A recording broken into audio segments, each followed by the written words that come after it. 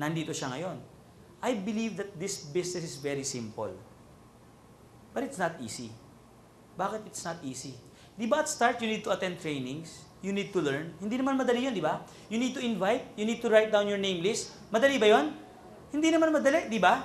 Pero simple lang. Pero you can learn those things. Would you agree? Madali, hindi lang madali kasi kailangan mong pag-aralan. Maybe it will take you 1 month, maybe 2 months, maybe 6 months, maybe 1 year. Who cares? When I started my career in network marketing, my first company, gumastos ako ng 100,000, kumita ako ng 10,000. Ang galing, ano? My second company, gumastos ako 100,000, kumita akong 30,000. Ang galing, ano? Empleyado pa ako noon. Umayaw ba ako? Hindi, kasi kung umayaw ako, hindi ako nakatayo rito. Pero pagdating ng third company, 5 million in 1 year. Bakit nagkaganon? Kasi hindi ako umayaw ng first 2. Kasi ang treatment ko ron, training stage. Naniniwala ako, yung negosyo, kahit sinong tao kayang gawin. Hindi lang madali. It's not easy, but it's simple. And that's the reason why you need to learn before you earn. Maliwanag po? Next, all will fail. Okay? Remember in this business, tatapatin ko na kayo, paprangkahin ko na kayo, lahat tayo magfe-fail. At any point in time, you will experience failure. But it's okay. As I mentioned to you, it's part of growing up. Who among you are ready to meet failure? Taas ang mga kamay. We will let our failures be our stepping stone toward success. All will fail. Remember that. But don't worry. It will be our stepping stone towards success. Slow is fast. What do I mean by slow is fast? Dito po sa organization natin, you should focus on training people. Minsan, alam nyo tatapatin ko kayo, yung training process matagal. Kasi, kung ahente ka, ang bilis magbenta, di ba? Maybe in one day you can sell to 10 people. Mabilis eh. Kaya lang, yung 10 ba maititip mo at maalalayan mo sabay-sabay? Minsan hindi naman eh. Kaya kung gaano mo kabilis nakuha yung 10, gaano mo rin sila kabilis mapapakawalan. Why not focus on spotting few people, training them, developing them, samahan mo sila sa presentation, ano yung 4 success process, teach them, ano ba? Show them, ano sunod? Share with them, then observe them. Mag-focus ka ron. Di ba mga kapatid, medyo mabagal? Mabagal eh. Pero pag yung mga partners mo namang yon ay natuto na, at let's say meron kang 5 taong kayang gumawa nun, at yung 5 mo ay nakaspot ng tigli 5, 5 times 5 equals? 25 plus 5. May 30 people ka na excited. And 25 nagtigli 5 rin. 25 times 5 equals? 125. Di ba nagsimula ka, slow phase lang, training eh. Pero pag bulusok ton mga kapatid, hindi mo na kayang awatin yon. Let's proceed. How to handle objections. Most common objections. Can you give me sample of an objection? Yung basic, yung sinabi ko kanina, pagtawag sa telepono, pag-invite pa lang, Joey, that's pyramiding. Partner, I understand how you feel. I also felt the same way.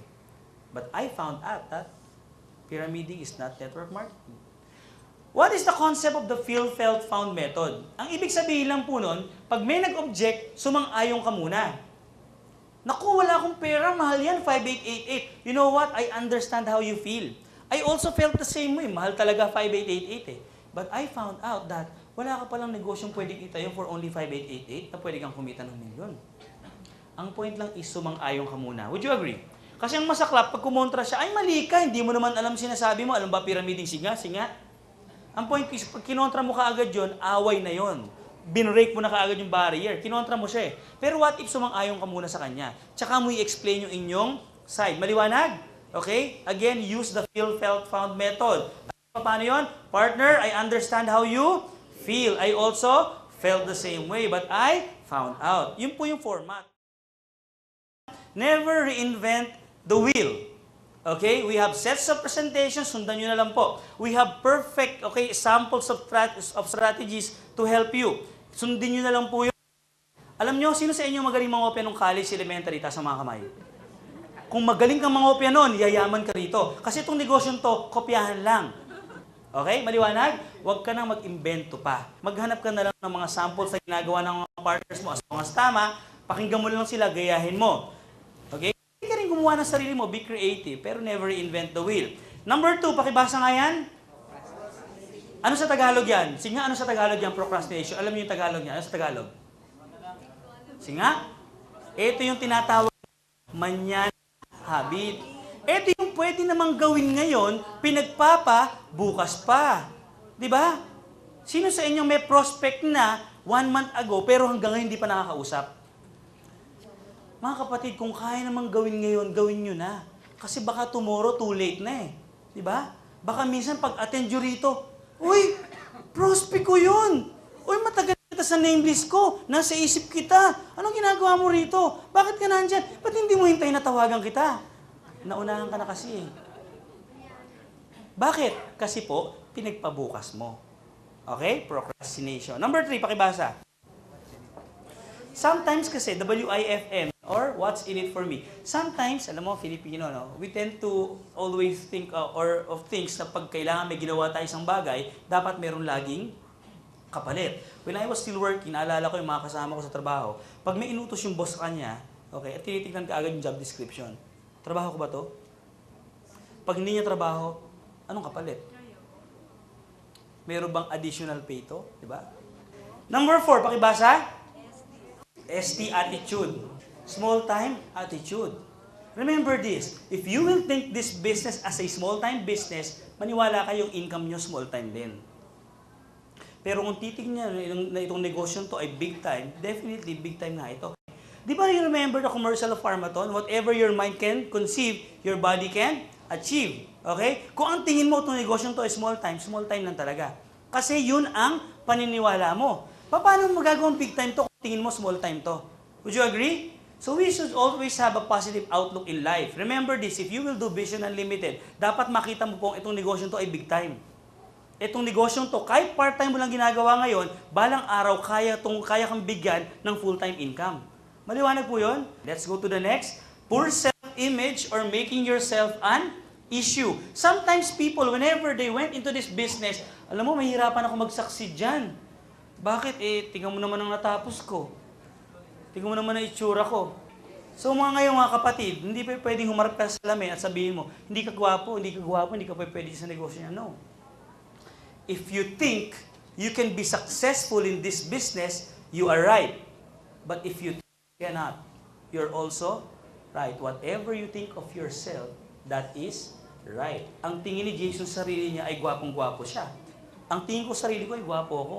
May dapat tingin mo rin sa sarili mo ay maganda ka. Kasi kung ikaw mismo hindi mo na-appreciate yung sarili mo, ibang tao pa kaya? Would you agree? Let's proceed. Pakibasa yung sunod. Taking rejection personally or frustration. Tandaan nyo to, ano? Whenever nag-present ka, nakausap mo kamag-anak mo o kaibigan mo, at humindi sila, huwag sumama ang loob mo. Ang pinahindian nila, yung negosyo, hindi ikaw. Mahal ka nun. Mahal ka nun. Ayaw niya lang ng negosyo. Never take it personally. They are rejecting the opportunity and not you. Clear? Let's go to the next. Neglecting on sharing the products to your friends and customers. Sometimes people fail in this kind of a business. Okay, when they neglect to share the products to their friends. Okay? Mga kapatid, we have a wonderful product. Would you agree? May mga kamag-anak ba kayo? May mga kaibigan pa kayo? Ipatikim niyo yung produkto natin. Importante sa negosyo to, kung talagang seryoso ka at ka, share your product, share the opportunity to other people. Let's go to the next. Pakibasa. In short, never ever listen to negative people. Never allow other people to steal your dreams from you. If you have a vision in life, focus on it. Di ba? Sino ba sa inyo may pangarap? Taas ang mga kamay. O kung may pangarap ka, mag-focus ka sa pangarap mo. Kung may isang taong umaharang sa gitna para siraan yung pangarap mo, itabi mo. Okay? Sipain mo sa gilid. Di ba? Ako, whenever I talk to negative people, nakikita ko lang sila as maliit na tao na nasa harap ng pangarap ko. Kasi yung pangarap ko napakalaki. I never listen to them. I never allow them to steal my dreams. Ina-out of focus nila ako eh. Sinesway nila ako para mapalayo ako sa pangarap ko. Hindi. Kalimutan ko sila. This is my dream. This is my vision. Maliwanag? Never ever listen to them. Marami dyan sa tabi-tabi. Minsan, ang nakakalungkot, kasama mo pa sa loob ng bahay. Nangyayari ba yon? Next, do not abuse or take your sponsor for granted. Self-explanatory.